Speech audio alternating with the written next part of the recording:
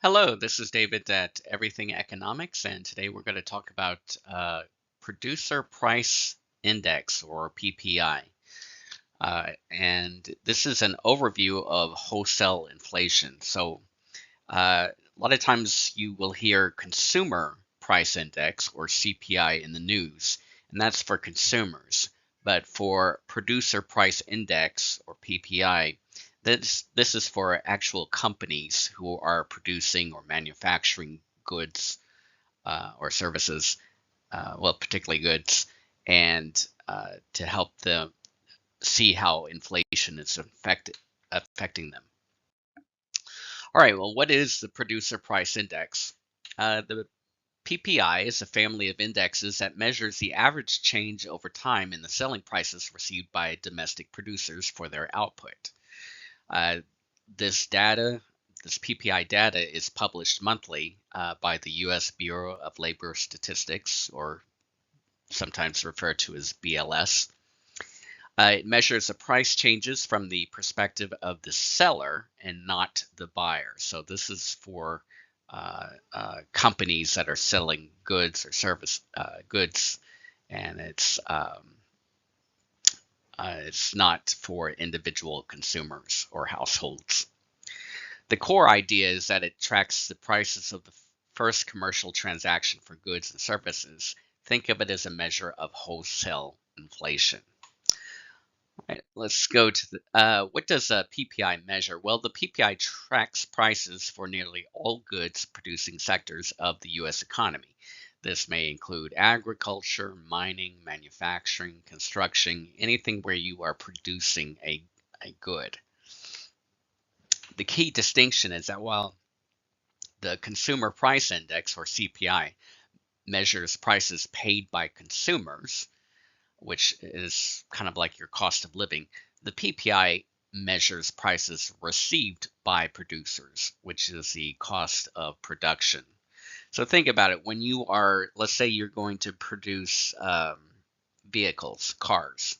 Well, if you produce a car, you have to purchase steel, you have to purchase copper wiring, you have to purchase other materials to put the car together. And those all those purchases the company makes, um, uh, those the prices of those raw materials, they might go up, they might go down, and that could affect your long-term your profits. Uh, so that's a way of thinking about the PPI.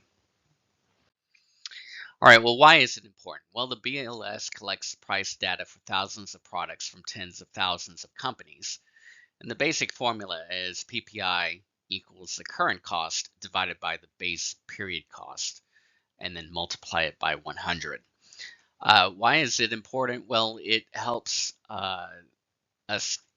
economists and lawmakers to keep track of the U.S. economy and what it's costing producers to produce goods, and it might be helpful for uh, businesses to keep track of what's happening or what's being predicted for the future as far as inflation of raw materials. It could also be useful for lawmakers or politicians when they're crafting legislation that might assist one particular sector. All right, PPI is a key economic indicator. Well, the inflation gauge, it measures inflation at the wholesale level. It's a leading indicator for CPI, often signals future changes in consumer prices. So the PPI comes out uh, is a leading indicator for CPI. And if you think about it, if you're a wholesaler, let's say you're or a manufacturer, and you're manufacturing a good, well, by the time it gets to the consumer, the consumer is paying for the extra costs like transportation or sales costs. And so if you think about it, let's say a consumer goes to a Walmart. Well, they purchase a TV from Walmart. Well, the price that the TV manufacturer has set a price, but then transportation for that TV to be transferred to Walmart, then they have their price that they have to tack onto it, and then of course finally you have Walmart or any retail outlet tacking on their additional amount for the price, and then that leaves us with the CPI. So this is the PPI is a leading indicator for the CPI. It can be used as for contract escalation. It can be used to adjust prices in long-term contracts. We'll talk more about that in a second. And then economic forecasting helps economists analyze trends. This is an example. This is from the U.S. Bureau of Labor Statistics. And so we have the PPI for final demand, 1 month percent change, seasonally adjusted. And we have the total PPI. And if you look, we have here, let me get my pen out. So for 2010, the PPI was almost 1%. And then, of course, if you go down to 2025 or last month, it's negative, which means prices are falling.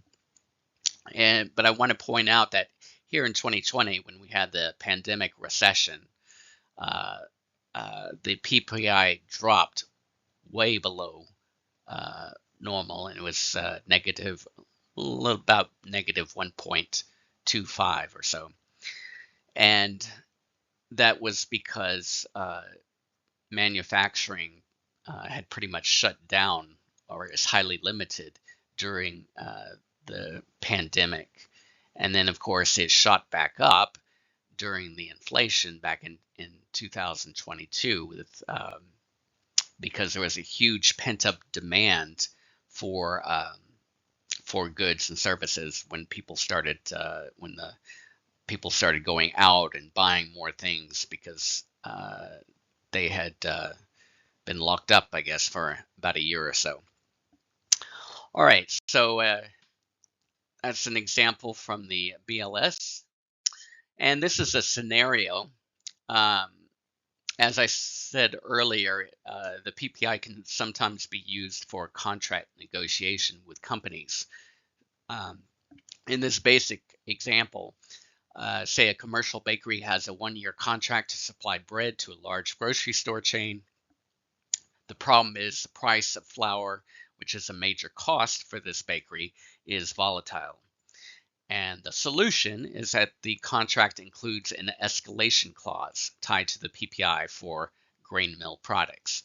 So what this is saying is that if the price of this raw material increases, then the contract price for bread increases, protecting the bakery's profit margin. Another example you might think of is like with an airline. When they purchase, airlines run on jet fuel, and jet fuel can be volatile in its price, and so that is a that is something that they are required to use, and so they will look at the PPI and look at inflation and try to gauge what the prices of fuel is going to be in the future, and then try to negotiate their contracts regarding purchasing jet fuel. And so the PPI is a helpful measure for businesses trying to when they're making negotiations for raw materials. Limitations. Well, as with everything, it does have some limitations. One is substitution bias. It doesn't account for switching to cheaper inputs. So if an input or a material becomes too expensive, a producer might switch to a less expensive material. Difficulty measuring quality changes. So a price increase may reflect on improvement, not just inflation. So the company might have improved its quality, and therefore raise the price. And that's not necessarily inflation. That just means that the product itself is becoming it's an improved product. Incomplete service sector coverage. It's historically focused on goods, so it doesn't always focus on services, because services tend not to use raw materials, and so it's not quite focused on that. And then it doesn't reflect discounts. It tracks list prices, not actual transaction prices. So when companies are doing large amounts of sales, they often will discount the items uh, for their purchasers, and that doesn't reflect in the PPI. But conclusion, tracks inflations from the seller's perspective. That's what the PPI does. It's a leading indicator. It serves as an early warning for consumer inflation, CPI. It's a practical tool widely used in business contracts to manage risk. However, it is an imperfect measure. It has limitations like substitution bias and quality measurement challenges. But there you go. There's the PPI, and it's a useful key economic indicator. Um, Thank you for listening, and stay tuned for the next video next week, and we'll continue talking more about key economic indicators. Thank you.